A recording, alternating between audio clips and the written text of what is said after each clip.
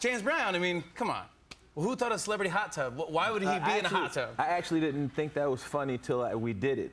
Barry Blaustein and David Sheffield, who wrote Coming to America with me and Boomerang and Nutty Professor. A lot of the stuff on Saturday Night Live, that really classic stuff, those guys wrote that. And that was one of those things that I didn't get till we did it. It's weird. Yeah. I mean, it's a weird sketch. It's like, why would James Brown get in a hot tub? And I didn't get it back then. I was like, I think it was herb-induced sketch. I think they was like, if he was James Brown in a hot tub. And when I heard that, I was like, James Brown in a hot tub? They was like, no, listen, if James Brown's in a hot tub, that'd be some funny. What if you ever saw James Brown in a hot tub? That'd be weird, right? Yeah, and I did. And back then, I hadn't smoked the joint, so I didn't get the joke. Then you figured it out. And James ever call you on it? James Brown actually loved it. James Brown actually told me, I did this horrendous film once. He did a cameo in it. A movie called Holy Man. It wasn't that bad, but it was pretty bad. And I saw him backstage. He told me, you should do my life story. And I was like, well, I said, people would be laughing. He said, no. He said, because they'd be laughing if you was playing around. But if you serious, people would take it serious. He said, yeah, 'cause you got all that in-between stuff. Whatever that. That's pretty good. He said all that in-between stuff. I met him once. And I think he meant all the hat and the hood and all that stuff. Yeah, it's hard to get all that stuff, yeah. I met him once and they said, oh, Jimmy, when Mr. James Brown comes, Mr. James Brown's flying. They told me Mr. James Brown. James Brown. They said, don't call him James, don't call him Mr. Brown. Don't call him Mr. James Brown. I'm gonna call him Jimmy. You know, I mean, like, why would I do that? You know, am I crazy? So I just said, okay, and now I'm so nervous to meet James Brown. Then I meet James Brown, and I'm like, hello, Mr. James Brown. And he goes, call me James. Call me James. Like, oh my gosh. Like, he's just that cool right back there. He told me to bury my money in the woods. That's so weird one night. That makes no sense. I went to go see him, and he was backstage. He had curls in his head, and he said, I said, Eddie Murphy. He said, when you gonna start working clean? And I said, what? He said, you gotta stop doing all that cursing, you know, and you gotta make sure you get your money, any money you got, and bury it in the woods. And I was like, why it's buried in the woods? I said, because the government gonna take your money if you have in the bank. The government will take your money. Buried in the woods. You a piece of land, you bury that money in the woods. Oh my God. And I said, but can't the government take your land? And he said, well, they won't know where the money is. Financial advice from James Brown. And then for years, I would picture, James driving around down south with his money in the woods in different places. Pull the car over. Give me the shovel. Give me the shovel. He'd come back with some dirty 20s.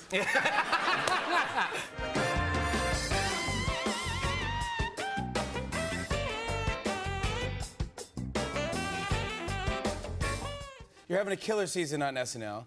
I gotta say, I just had sex with Akon. Well done. Thank you. Well played. Do you have one where you were doing something with Elton John this weekend? Elton John is involved in the digital short. That's all you'll say. Very good. Wink. Just a wink. We're still shooting. Are you a winker? Do you wink at people? I hate winking, and I did it because you told me to, and then I was like, I Biebered. What? He winks all the time. He was on the show. We hung out, but he winks a lot. He's a winker, yeah. But you don't wink. I'm not a winker. I don't like winking. It creeps me out. You just did it just there, and we're going to make a GIF out of it and send it around. Once you're over 18, it turns to pervy. When you're younger, you can get away with it. Wait, so you're saying kids are allowed to wink to a certain age? Yeah, you're allowed to wink. It's like a reverse drinking. Once you hit a certain age, you're not allowed to do it anymore. Yeah, exactly. Understood. You did an impression on the show, Family Feud. Oh, my man. So good. So good. You did an impression. So... Let's take a look at it. It doesn't even remind me of me. It was Justin on that. It's over the top. Let's get two players on up here. All right. God, Jim Parsons, man. Jim Parsons. Jim Parsons. Are you kidding me? That is how it's done, my man. He's so great. Am I right? Am I right? Jim Parsons. There's a lot of good answers there, Jimmy Fallon. Which one y'all gonna pick? So many great answers. So many. They're so great. So great, my man. But Steve.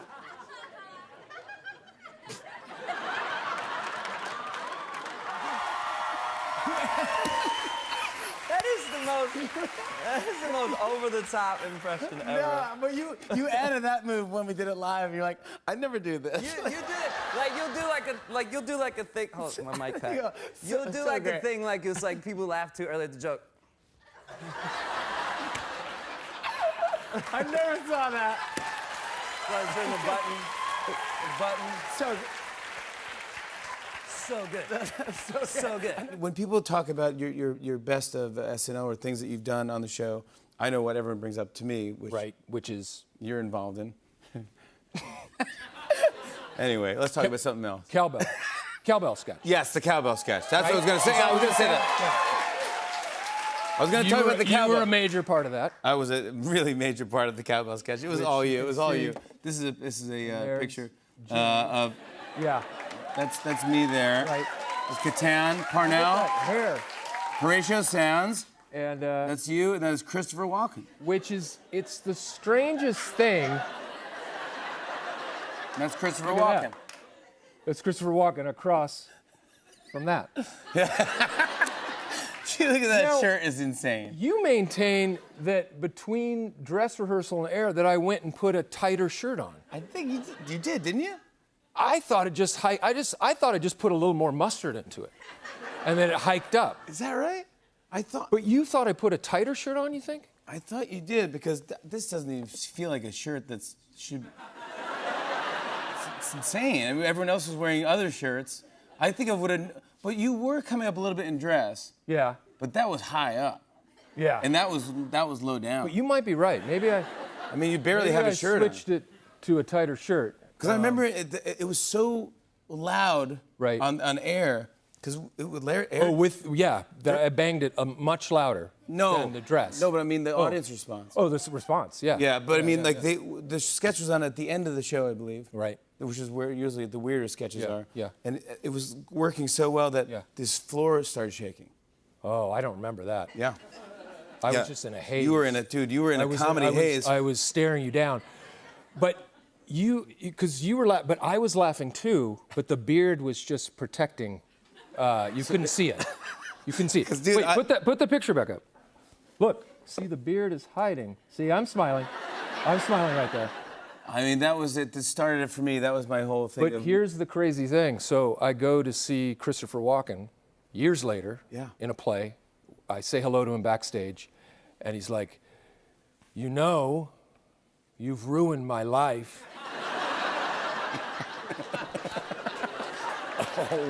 What?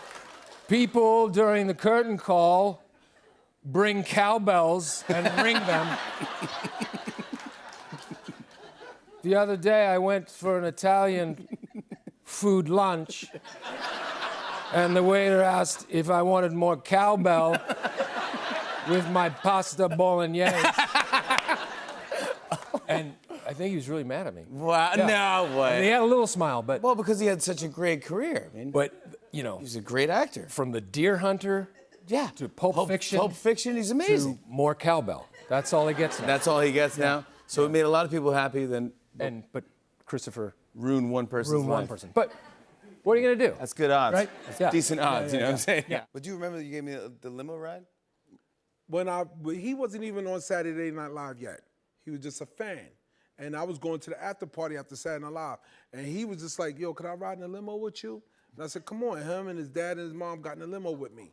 The next year, he was on Saturday Night Live. No, dude, for real. I was at Saturday Night Live, and I go, I don't know if I asked to get in your limousine. I was just like freaking out that it was you. I'm a fan, so I was like, oh my God, how you doing? Nice to meet you. And you go, you going to the party? And I go, oh, yeah, we might if we can go. You go, I'll go. give you a ride. Let's go right now. And so me and my mom and my dad got in your limousine and went and sat with Tracy Morgan at SNL. Now look at his life. The rest is history. Were you like an after party person when you were a cast member? Did you go to the? Yeah. Yeah, you I did, was right? like an after. Well, there's the after party and then there's the after party. Yes, that's which right. you know about. Of course.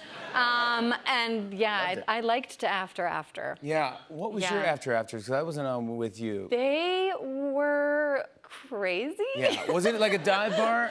Sometimes they were, or just like a random bar, or they would start at 3, 4 in the morning. Yeah. Well, the thing is, the show can't do Saturday that Night Live ends at 1, and you're so pumped. You're like, let's do yeah. another show, guys. Yeah. So and you have a lot of energy. Yeah, and we were younger then. Oh my gosh, don't I know it? Don't I know it? I remember when they had like a live band karaoke. That one Yeah. was really fun. Oh yeah, I remember that, like the cutting room or someplace. Yes, that's what it was. The Right? cutting room. Yeah. Did you do karaoke? I did. I remember doing Living on a Prayer with Jason Sudeikis. No way. Yes. Oh It wait, was- you had the epic karaoke night. That was your last show. Was it Dave Grohl? That wasn't karaoke, but they had the band outside. In the ice rink? In the ice rink, yes. And Dave That was Grohl my of very Foo Fighters last- were there, right? Very last show, and I chipped my tooth that night. Classy move. I really partied, guys. How'd you chip your tooth? Well, I was drinking a beer. And yeah, I had the bottle and someone like elbowed the bottle and I know, but I didn't care. I was like, oh, well. And then I woke up the next day and I was like, wait a minute. You're like, Something's sharp in my mouth. you missed the show. Remember Will's character that he Are you Not talking Ron. about Chip Kudrow or Ron? Chip. I think it was Chip Kudrow. Will Ferrell had a character named Chip Kudrow who would just show up at our pitch meetings. And he would come and He was Lisa Kudrow's brother. Let's be clear. That's what he kept saying. But was he the one that would wear the referee shirt? Oh, maybe. I don't know if he wore overalls or a referee shirt. Or was that Ron? I'm thinking? Ron would just say, I'm Ron. You would say hi to Will. He would stay in character all week, and you couldn't break him. It was just during the day for no reason. One of the greatest gifts of life was like when I got to SNL, there were so many people that were just like he was so comfortable doing the weirdest bits, and nobody said anything. I didn't know it wasn't normal. Do you remember the? No, we didn't. No. But you didn't have to. You just go in and improvise from as soon as you got to the show till when you left, and it was like. Do you remember Will's last read-through when you did? I wrote a Poetry Man. And we were all just crying. We were crying. Well, I tried to. At the last table read, you write stuff that you know isn't going to make it on the show, but you just do it to send off the person that you love. And we did it was like a parody of the Phoebe Snow song. You're the Poetry Man. Oh, Poetry, but I made it. Comedy? You're the Comedy Man. You make everything all right. Yeah. And we all lost it. I mean, there was like 5 sketches that were just like, "We love you, Will." Like, that's all they really said. It's like, "We love you, dude. We miss you." Like, when you say goodbye to a cast member, you root for him, obviously, but you miss the times that you have. But we were so lucky that we had that time together. We were so lucky, and that it's documented because now we could look back and watch it. But like, we really had some golden times. Do you remember the first time you ever in a sketch ever? Yeah. I was in, it wasn't on Update or anything. I was just like a clipboard operator, you know, when they go like, take 5. I've done that. Yeah. I was in Activia yogurt commercial sketch with Kristen Wiig and Jason Sudeikis. Oh, and she was Jamie Lee Curtis. She was Jamie Lee Curtis. And I do remember Activia this. yogurt allegedly gave you diarrhea at the time, I think was the premise. And I come in, I go like, take 1, and I snapped it. And then I walked off camera. You know, they go like, this way, you know. And then Bobby Moynihan was there, and it was my first time on camera. So we start high-fiving, like a lot. Like way too much for 1 line. Yeah, but he was just so psyched for you. And then I look over, and Lauren is staring at us like this, and I'm just high-fiving him, and I see him, and then I realize that I'm late, and I've missed my cue. And I ran back on and was like, take 5. And like, it was a full lull. I thought no one caught it. I get to the after party, and our mutual friend Neil Brennan comes over to me, and he goes, hey, man, great job. You're 5 seconds late on that second cue. Yeah, dude, people can see it. I mean... Oh, it was, yeah. Well, I mean, I don't know if you guys remember, but we actually have a clip. Here's John Mulaney missing his cue in his first ever Saturday Night Live sketch. Check it. I killed this Activia. Can I get another? Yeah, of course. Yeah, there you go. There you go. Yeah, Thank I'll you. just take 1 for myself. I'll keep going here. All right, let's do this. Here we go. Activia testimonial number 2. Oh my God, you were a bit. Neil Brennan's almost exactly right. Yeah, wait, I was remarkably calm. Yeah, you I was were. like, I don't know, take 2. I was high-fiving. You I'm were just sorry. jumping up and down with Bobby Moynihan. Yeah. What's it like? What has this week been like? You're back on SNL. It's like going back to school? Or? Yeah, it is a lot like going back to your old high school or going back to college, and because it's the exact same system in place, and It's kind of surreal. I mean, because this is probably 35 years, is that 35 years since I've been back. Man, oh man. Well, I went for the 40th. Yeah, that's right. 35 years since I've actually done the show. Wow. Do you remember your audition for the show? Yeah, I do remember. What was that? Do you remember what did you do? They had, it was just one guy in the office, the guy named Neil Levy, who was Lawrence's nephew. And he's just sitting in the room by himself. And I went in this office and he just said, make me laugh. Really? Yeah. And did you make him laugh? I guess so, I'm here. I guess so, right, yeah. Actually, in reality, he did not laugh. He didn't laugh. I just kind of did my thing. He just kind of sat there and looked at me. And then he said, okay, thank you. And then I left, and then about a week later, they called me, and it was him and a woman named Liz Welsh, and they said, make us laugh. And I did all my shtick, because I was doing stand-up, so I was able to do impressions. So I did this is how long ago it was. I did a Jimmy Carter impression.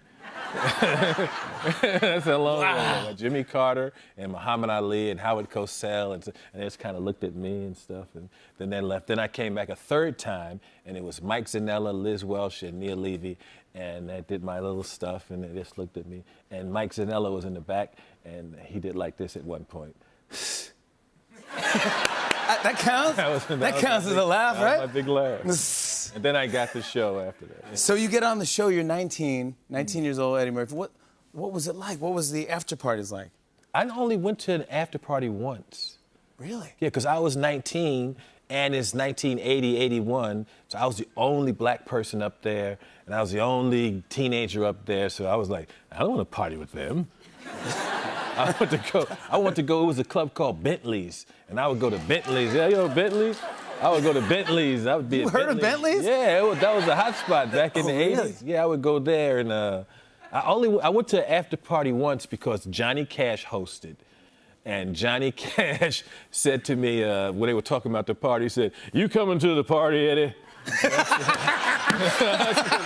I said, I don't know. He said, because June and I sure do love you. Oh my God. So I went and I hung out with Johnny Cash. That's the one party I went to. That's the best. I want to show you some of your most iconic characters here. I'll show everyone here. This is, you have Buckwheat, you have Little Richard Simmons, you have Velvet Jones. Ah, yes, of course. Mr. Robinson's Neighborhood, James Brown's Celebrity Hot Tub, and Gumby. I mean, these are iconic. I mean, my favorites. I memorized everyone. It's the older people in the audience clapping. No, everybody. And the young people are going like, why you got that green on? Nah. Before we left the last week, we were all blowing off a lot of steam because it's been like a big season or whatever. And we were told the walls are coming down. The whole floor is being demolished. So I was with some writer friends of mine and Aidy Bryant, cast member Aidy Bryant. We were dancing to a song, and there was a hammer in the room, and I grabbed the hammer, and one of my writer friends was like, put a hole in the wall. Put a hole in the wall. Yeah. And break it. So I did. I put a hole in the wall, and then they all put a hole in the wall. And then Aidy came back from the bathroom, and she was like, guys, the walls aren't coming down. They're just painting. They're painting the offices. So, you put holes all on the wall. I bought a big bucket of spackle. That's what you did, I left yeah. it, and we'll see what happens. Big bucket of spackle. I sincerely apologize to whoever I made trouble for. No, they're fine. But I did feel alive. Wow, did I feel young and alive. You are young and alive. This is a story I've never heard before of your audition for Saturday Night Live at the Comic Strip. Yeah. No, yeah. It was at Stand Up New York. Oh, Stand Up New York. Yeah, that's all right. It's my life. I'm the one that should know. You got a lot going on, that's man. Right, yeah. But it's nerve-wracking as it is. Oh, it's nerve-wracking. There were 12 dudes. It was all guys because Dean Edwards had just left. Tracy had just left. Okay. And so they were looking for guys. And so it was me and 12 other fellas. I was like 5th or 7th. I can't quite remember. And I'm nervous, as one should be, or excited. Do you do stand-up? No. I did sketch and improv. So it's going up there by yourself, and I'm standing there on the sides, and I remember drinking a Diet Coke and rum, just to steady my nerves. I don't, Yeah. I was like, what would Jimmy Buffett do? Right? It was like, as one does, as one should say, always. Yeah, and they're not going to make you a margarita. No, not at a comedy club. No, the machine's too loud. So they do that, and then all of a sudden, Jeff Ross comes walking in. I'm in the lobby, and Jeff Ross, the roast master general. Comedian, yeah. Right, and I was like, oh wow, that's Jeff Ross. And then behind him, in comes walking Chris Rock. So I'm like, oh, okay, they're probably coming to see the new talent, the new breed, Chris what have was you. on Saturday Night Live. Exactly, yeah. Chris is there, you know. So, and when you're doing this audition, this club, you have the whole Lauren's there, and Lorne Tina Michaels, Fey, Tina, Marcy. Steve Higgins was there, and Mike Shoemaker. So you have this tribunal that are in the back, and I figured Chris is just going to join them. Then the person ends, and Chris is standing right next to me. You're about to go up. About to go up. I just, suck down my rum and Diet Coke, and Chris looks up at me, and he goes, oh, hey, man. I go, hey. He goes, was this your big shot? I go, kinda. He goes, sorry. Ladies and gentlemen, Chris Rock. The guy says that. The place goes bonkers. Like, legit bonkers. I mean, no, and I was just like, and even Lauren was like, it's Chris Rock! No, he did not. No, He did not do it. Yeah. So he went up. Luckily, he only did like 15 minutes. They were preparing jokes for the MTV Video Music Awards. You can't follow Chris Rock. Oh, but you had to, Jason. No, I know, you can't. And so he comes down, and then he walks by me and he goes, hey man, good luck. I go, thank you, I appreciate it. And he goes, they love original thought. That was his one little sentence of advice. They love original thought. Chris said that to you after he just destroyed. After he just destroyed for 20 minutes. Like, the microphone's melted. They love original. Yeah, they love original thought. I was like, I have none. I have no thoughts right now. And so then the guy's like, ladies and gentlemen, Jason Sudeikis, and said my name wrong. And I went up there. But you know what it felt like? It was kind of like a flag on the play. It was like, okay, if I bomb, if I fail right now, I'll always be able to sit at the end of the bar in Overland Park, Kansas, going, I had to follow Chris frickin' Rock. Exactly. Yeah, and luckily it worked out. I mean, I got hired as a writer. I wrote for a couple years, and worked your way up. Yeah, so it turned out all right. Lorne Michaels and I went to Jamaica together on vacation for New Year's.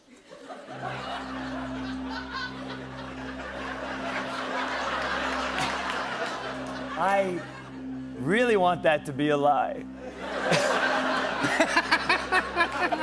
Wait, Lorne Michaels, who was our boss, who started all of our boss. careers, Yeah. went to Jamaica with you. No, I went with him for New Year's. You went with him? Yeah, I don't know if I would. When I was 20. I don't know if I would ever go to Jamaica with you.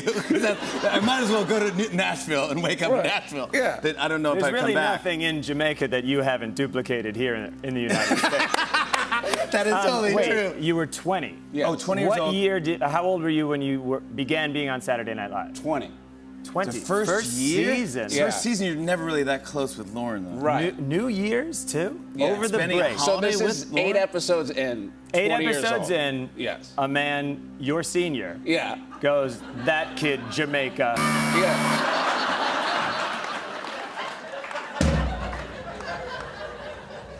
No. I mean, because I could see maybe now you and Lauren maybe might vacation somewhere, meet up somewhere, but at the time? I mean, Jamaica, the two of them walking around Jamaica.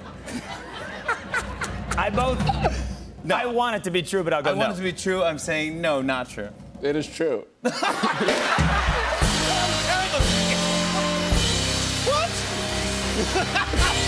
I'm terrible at this game. Yeah. How? What do you mean? Oh, he grew me in the office.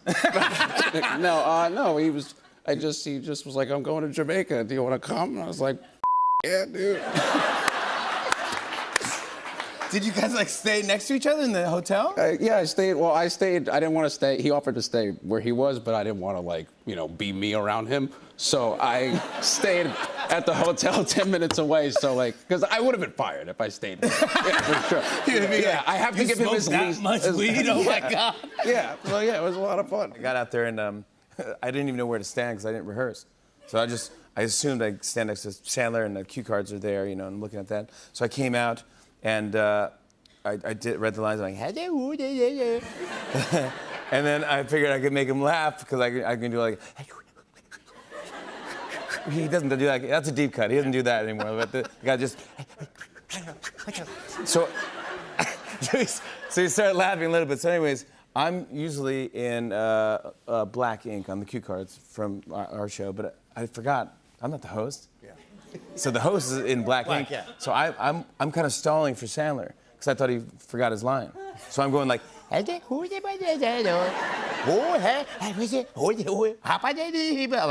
I'm looking at the cue card, and I don't know why we even have cue cards. It's like, hibbity, hobbity, yabba, hobbity.